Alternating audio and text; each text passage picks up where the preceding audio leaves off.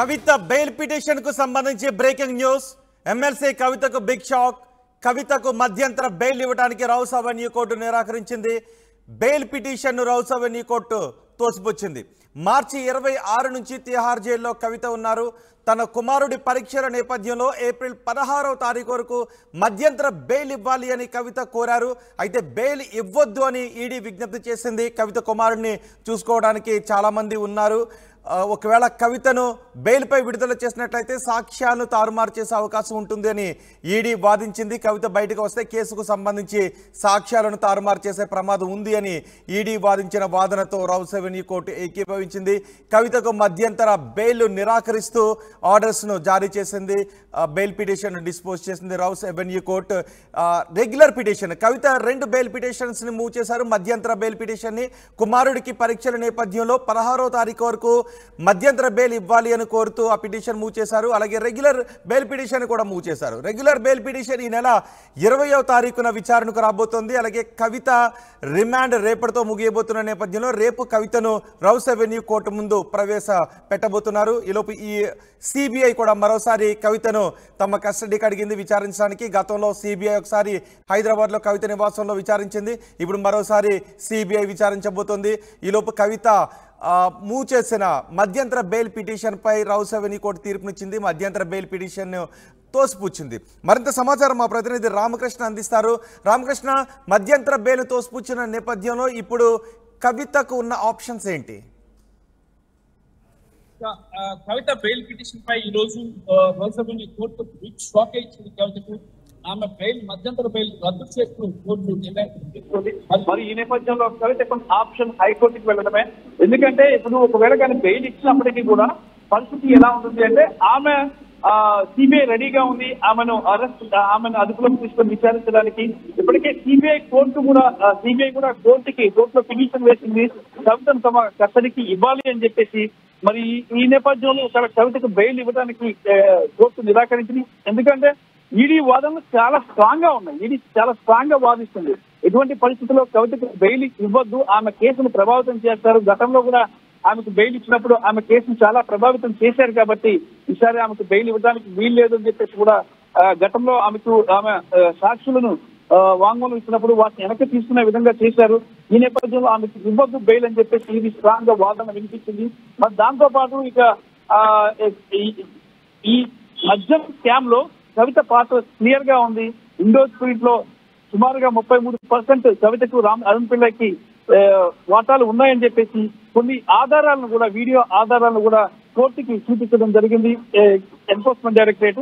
ఈ నేపథ్యంలోనే కవిత బెయిల్ ను రద్దు చేసినట్టు కూడా సమాచారం ఉంటుంది. ఆమె హైకోర్టుని ఆశ్రయించి హైకోర్టు నుంచి బెయిల్ తెచ్చుకోవాల్సిన పరిస్థితి ఉంది. రోహిత్, రైట్ రామకృష్ణ, కవిత మధ్యంతర బెయిల్ పిటిషన్ పై రౌస్ అవెన్యూ కోర్టు తన తీర్పును వెల్లడించింది. కవిత పెట్టుకున్న బెయిల్ పిటిషన్ను రౌస్ అవెన్యూ కోర్టు తోసిపుచ్చింది. కవితకు బెయిల్ ఇచ్చినట్లయితే సాక్ష్యాలను తారుమారు చేసే అవకాశం ఉంటుంది అని ఈడీ తన వాదనలు వినిపించింది. ఈడీ వాదనలతోనే రౌస్ అవెన్యూ కోర్టు ఏకీభవించింది. కవిత వేసిన బెయిల్ పిటిషన్ తోసిపుచ్చింది. ఎమ్మెల్సీ కవితకు రౌస్ అవెన్యూ కోర్టులో మధ్యంతర బెయిల్ పిటిషన్లో బిగ్ షాక్ తగిలింది. రామకృష్ణ దగ్గర ఒక కీలక సమాచారం కూడా ఉంది. రామకృష్ణ, అయితే ఇక కవిత లాయర్లు ఎంసాకి సంబంధించి కోర్టుని అప్రోచ్ అవుతున్నారు, మరి హైకోర్టుని అప్రోచ్ అవుతున్నారు. మరి సిబిఐ పిటిషన్ చేసినప్పుడు కూడా ఇక్కడ బెయిల్ కోర్టు రద్దు చేసిన నేపథ్యంలో ఈ రోజే హైకోర్టులో పిటిషన్ వేయబడినట్టు సమాచారం అంటుంది. మరి తమ కుమారుడికి ఎగ్జామ్స్ ఉన్న నేపథ్యంలో ఇక బెయిల్ ఇవ్వాలని చెప్పేసి కూడా కవిత స్ట్రాంగ్ గా కోరారు. మరి మానవీయ కోణం కాదు, మానవీయ కోణంగా పరిగణించలేము దాన్ని అని చెప్పేసి కూడా కోర్టు చెప్పడం జరిగింది. ఇక హైకోర్టులో ఈ రోజు పిటిషన్ వేసి బెయిల్ పిటిషన్ వేస్తారని తెలుస్తుంది. మరి మరొక కీలకమైన అంశం ఏంటంటే రేపటితో కవిత జ్యుడిషియల్ రిమాండ్ కూడా ముగియబోతుంది. కవిత కుమారుడి ఎగ్జామ్స్ కోసమనే చెప్పేస్తారా, మూవ్ చేస్తారా? మరి అక్కడ హైకోర్టులో ఈ రీజన్ చెప్పకపోవచ్చు. ఎందుకంటే ఇది మానవీయ కోణం కింద రాదని ముందే లాయర్లు చెప్పేశారు అడ్వకేట్. మరి ఈ నేపథ్యంలో ఆ రీజన్ తీసుకోకుండా వేరే రీజన్ తో హైకోర్టుని అప్రోచ్ అవుతున్నారని సమాచారం అందుతోంది. మరి హైకోర్టుని అప్రోచ్ అయినప్పుడు హైకోర్టులో వాదనలు కానీ స్ట్రాంగ్ గా వినిపించి ఖచ్చితమైన రీజన్ కానీ చూపించగలిగితే కవితకు బెయిల్ వచ్చే అవకాశం అయితే ఉంది.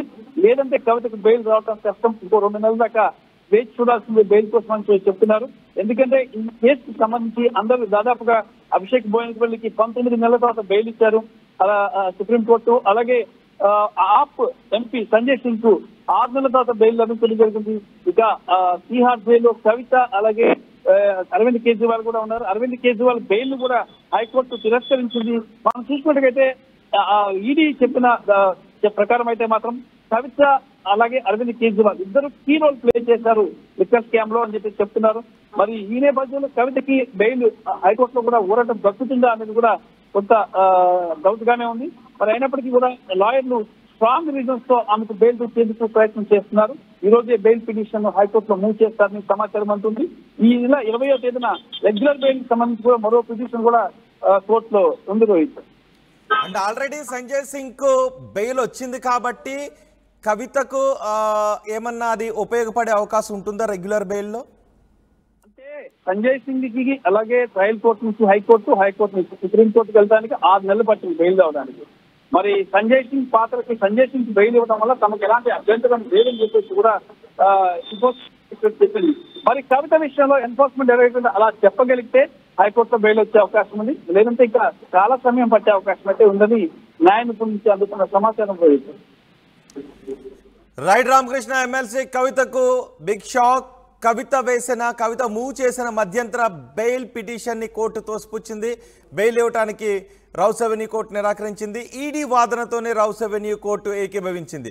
మార్చి 26 నుంచి తీహార్ జైల్లో ఉన్నారు కవిత. తన కుమారుడికి పరీక్షల నేపథ్యంలో ఏప్రిల్ 16వ తారీఖు వరకు మధ్యంతర బెయిల్ ఇవ్వాలి అని కవిత కోర్టుని కోరారు. అయితే కవితకు బెయిల్ ఇచ్చినట్లయితే సాక్ష్యాలను తారుమారు చేసే అవకాశం ఉంటుందని కవిత బెయిల్ ఇవ్వద్దు అంటూ ఈడీ వాదించింది. ఈడీ వాదనలతో కోర్టు ఏకీభవించింది.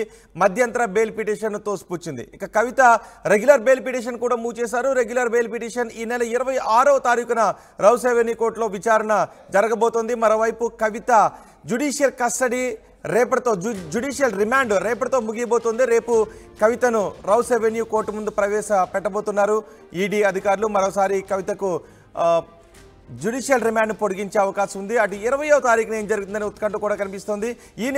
ఈలోపే మధ్యంతర బెయిల్ పిటిషన్ తోసిపుచ్చిన నేపథ్యంలో సుప్రీంకోర్టుకి వెళ్ళాలి అనే ఆలోచనలో కవిత తరపు న్యాయవాదులు ఉన్నట్టుగా కూడా తెలుస్తోంది. చూద్దాం మరి ఏం జరుగుతుందో.